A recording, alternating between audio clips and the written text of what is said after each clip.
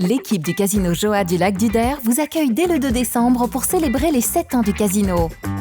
11 nouvelles machines à sous, dont une exclusivité nationale avec 25 nouveautés, feront leur apparition pour cet événement. Animation, jeux et surprises sont au programme. Déployée par le gouvernement depuis le 3 septembre 2020, France Relance soutient les forces vives du territoire face à l'impact de la crise sanitaire et les accompagne pour relever le défi de la transition écologique. Découvrez dès maintenant les structures accompagnées en Haute-Marne ainsi que leurs projets sur les réseaux sociaux et le site internet de la préfecture à travers de courtes capsules vidéo. La banque alimentaire en plein week-end de collecte, les bénévoles sont sur le front. La tension monte entre le centre hospitalier de la Haute-Marne, André Breton et le personnel.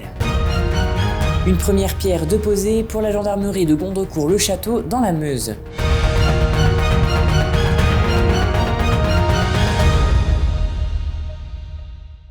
Bonsoir à tous et bienvenue dans votre journal week-end du vendredi 26 novembre 2021. Ouvrons cette édition avec la grande collecte de la banque alimentaire qui s'ouvre aujourd'hui partout en France et durant 2 jours dans plusieurs supermarchés. Une opération rendue possible grâce au travail des nombreux bénévoles. La banque alimentaire Champagne Sud et Meuse était partout dans les supermarchés à Saint-Dizier. Une occasion pour les clients qui le souhaitaient de donner des denrées alimentaires et des produits d'hygiène. Cette année, l'objectif est de récolter entre 60 et 65 tonnes. Un reportage de Julien Voirin. La banque alimentaire organisait ce vendredi une nouvelle collecte. Le but, encourager les clients à donner pour redistribuer conserves et produits frais. Ces conserves étaient ensuite destinées à d'autres associations dans le besoin. Pour faire des collectes de denrées alimentaires, il faut être où les aliments sont. Et là, les grandes surfaces nous accueillent. On fait des liens avec eux et ils nous offrent une petite partie de leur galerie marchande pour effectivement attirer l'attention du public dans le but d'aider les plus démunis. Les bénévoles ont pour rôle de distribuer des flyers, mais aussi de récolter les dons de nourriture. Je suis membre du Lions Club Saint-Dizier-Grand'Aire et tous les ans nous soutenons la collecte de la banque alimentaire. Donc en général ça se passe pas trop mal. On va récolter, suffisamment de produits pour répondre aux besoins, que ce soit même au niveau des bébés, des enfants et des grandes personnes, de telle manière à ce qu'on soit rassuré et que tout le monde vive un petit peu mieux. Une fois arrivés à l'entrepôt, les produits de première nécessité sont distribués à diverses associations, de Vassy ou de Saint-Dizier. Les bénévoles sont à pied d'œuvre pour décharger les biens nécessaires. Alors, la quantité récoltée est par informatique redistribuée à égalité à chaque association, de façon que le bénéficiaire soit traité de la même façon, quelle que soit l'association. Il est très important de redistribuer à égalité cette manne, parce que c'est vraiment une manne pour nous. Ça représente presque 20% de notre totalité annuelle et donc c'est plus de 60 tonnes, et ce qui fait que sur 12 mois, on peut redistribuer toute la marchandise qui a été récoltée dans les magasins. L'objectif pour ces 3 jours est de récolter aux alentours de 65 tonnes de produits.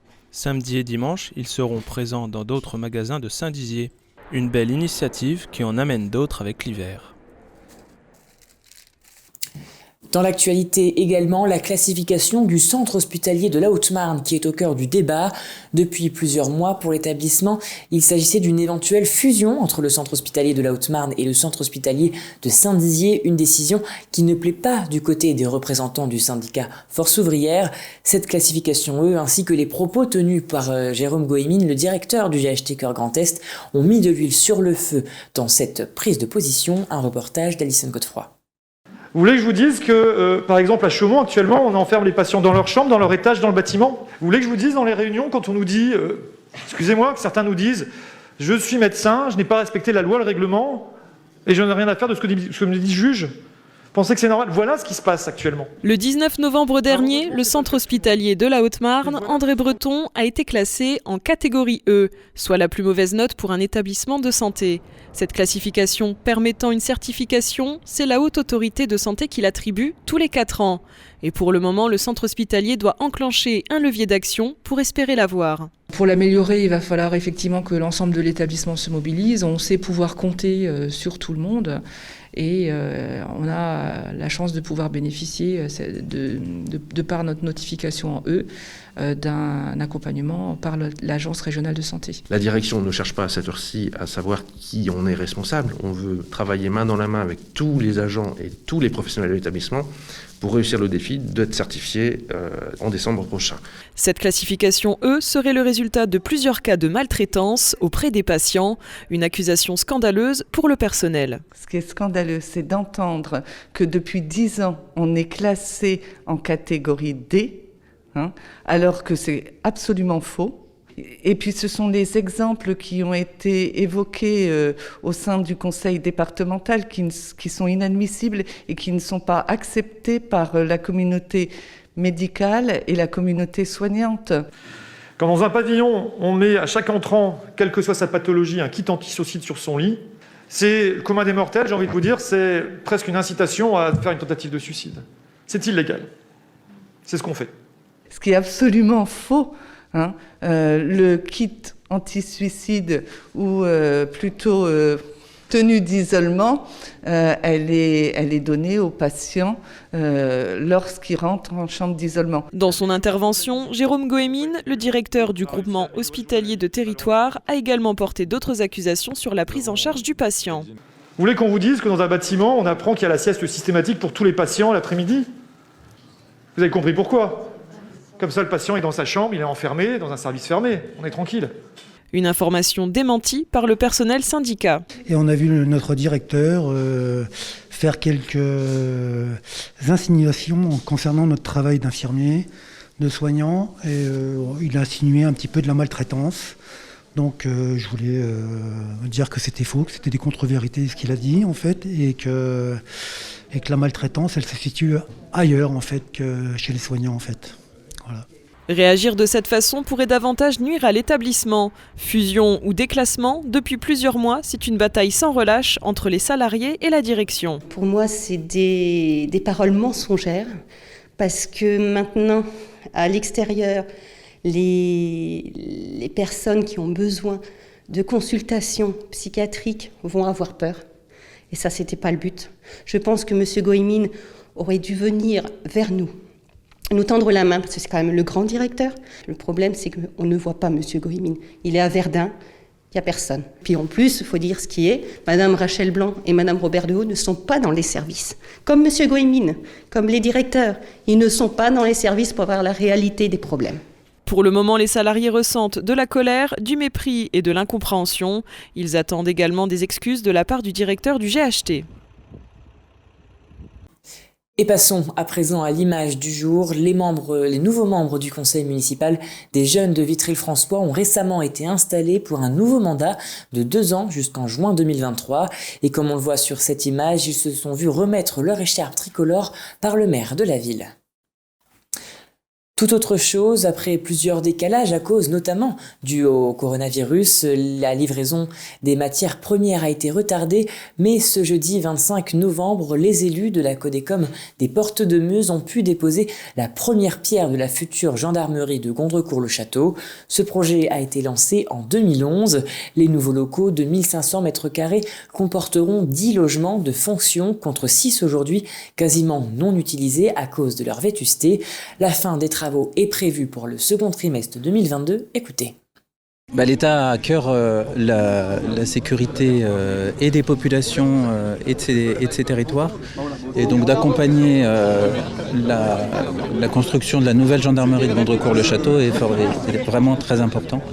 Et c'est pour ça que l'État a mis plus d'1 million d'euros dans le projet pour poursuivre à la fois les élus et permettre des conditions de travail et de vie pour nos gendarmes que la population apprécie toujours beaucoup, qui soient au niveau de ce qu'on peut attendre de notre pays.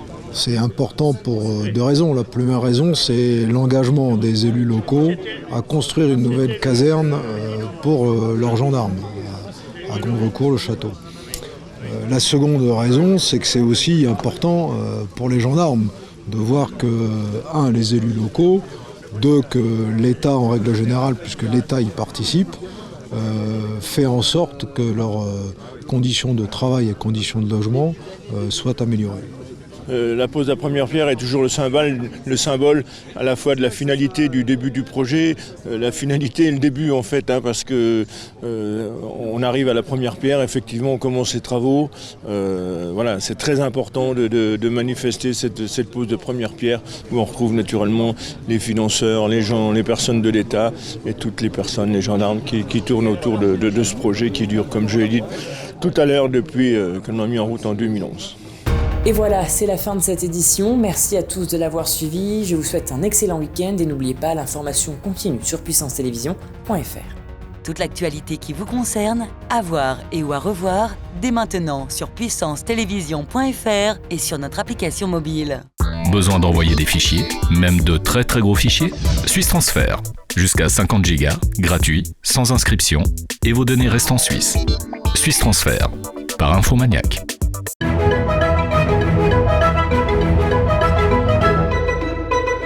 Bonsoir à tous. Le niveau 1 du plan départemental d'urgence hivernale est activé sur le département de la Haute-Marne.